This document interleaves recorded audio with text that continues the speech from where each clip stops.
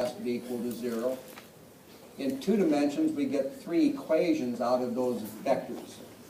The vector equations, every component has to be satisfied. X component, Y component, Z component, N component, T component. Whatever component we look at has to come out to be 0. But there are 2 unique force equations in 2 dimensions. There's 1 unique moment equation. And then it's just a matter of solving. So without further ado, let's do some problems.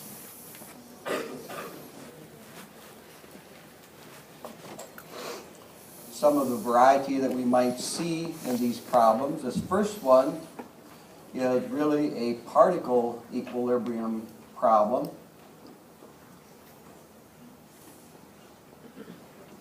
Well, it's actually 2 particles. I could try drawing a free body diagram that relates the forces I'm given and the forces I'm trying to find. In this case, I'm given the 30 kilogram weight, and I want to find the forces in wire AC and BC. If I try to draw the free body diagram relating directly what I'm given and what I'm trying to find,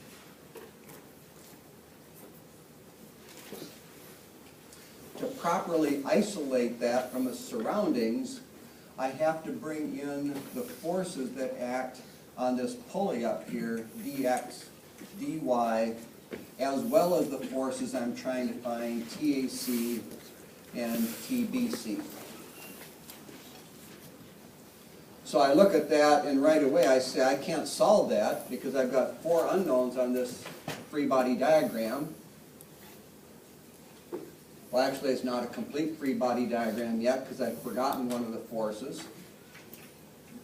The force that I was given to start everything off in the first place. So I'm going to have W, which is equal to mg. This is the one I'm given, the 2 tensions and the forces dx, dy, all unknowns. In 2 dimensions, I only get 3 equations of equilibrium. So 3 equations, 4 unknowns, I know that I can't solve it. What I need to do is I need to separate this into its pieces. I'm going to have the ring that connects all of these wires or ropes together.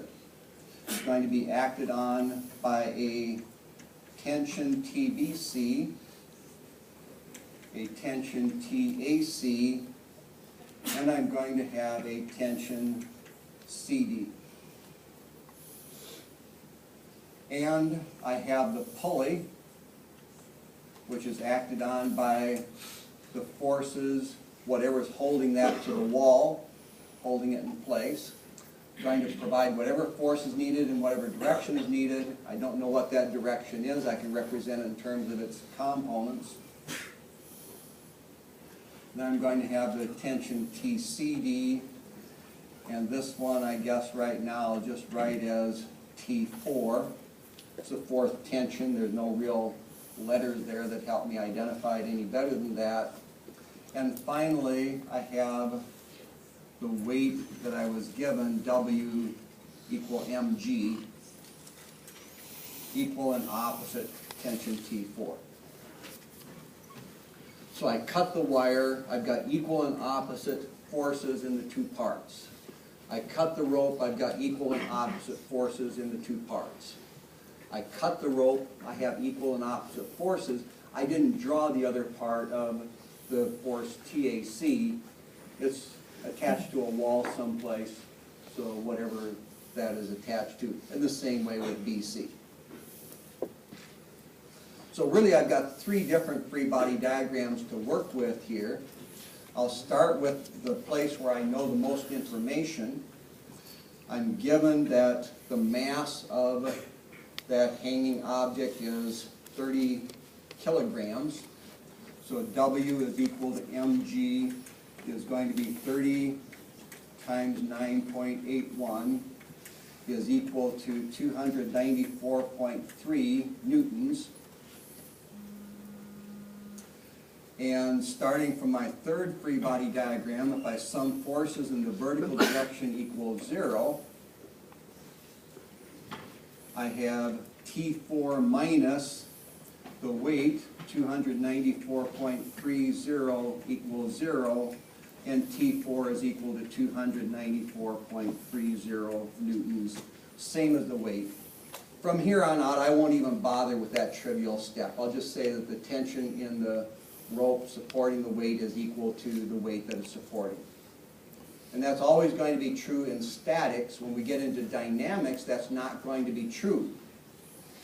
In dynamics, the sum of forces will be equal to the mass times acceleration. The tension can be bigger than the weight, the tension can be smaller than the weight, depending on the acceleration. So just a little warning, those of you that have to take dynamics, when you get into that, some of this stuff might change just a little bit on you. Sum of forces equals, in our case it's 0. The tension is going to always equal the hanging weight. Next I'll come back to the, and sum of forces horizontally gives no useful information, 0 equals 0. Sum of moments gives no useful information. All the forces act through the same point, there is no moment, sum of moments is automatically 0. Next I'll come back to this pulley. I assume that the pulley is free to rotate. There's nothing stopping it from rotating. If that pulley was connected with a rusted bolt, where the bolt provided resistance to rotating, I'd have to show that as a couple, as a moment trying to stop this from rotating.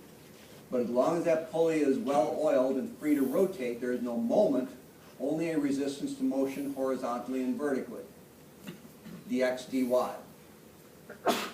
I can take the sum of forces horizontally equals 0. I can take the sum of forces vertically equals 0. And maybe I'll write these over here. Going to have an angle on here, so this is 15 degrees. That's also going to be 15 degrees. So I will get dx minus tcd times the cosine of 15 degrees. Sum of forces equals 0. Sum of forces vertically, I get dy minus tcd times the sine of 15 degrees minus T4 equals 0. And I also have moments, the sum of moments, and I'll take the sum of moments about the axle. It doesn't matter what point we take sum of moments about. Sum of moments about every point is going to have to be 0. I'll choose the sum of moments about the axle. I wasn't told what the radius of the pulley is, but 2 of the forces go through the axle, have no moment, and the other 2 forces are at the same distance from the axle. So I'm going to have, taking counterclockwise as positive, I'm going to have TCD times the radius of the pulley, whatever it is, minus T4 times the radius of the pulley, whatever it is. Those are the only 2 forces that have a moment about the axle. The sum of moments has to be 0. The moment of a force is the amount of the force times the perpendicular distance. Regardless of where that rope leaves the pulley, it leaves tangent to the pulley, which means perpendicular to the radius. So the perpendicular distance is simply the radius of the pulley. Radius is the same. I can divide through by the radius, and I get that TCD is equal to T4, which is equal to 294.30 newtons. Again, as long as the pulley is free to rotate, the tension in the rope will not change as it goes around the pulley. All that changes is the direction of the tension as the rope goes around the pulley. If the pulley is held, prevented from rotating, then we have to account for that. We have to take into account the moment stopping it from rotating. If we're in dynamics, the sum of moments will be equal to I alpha.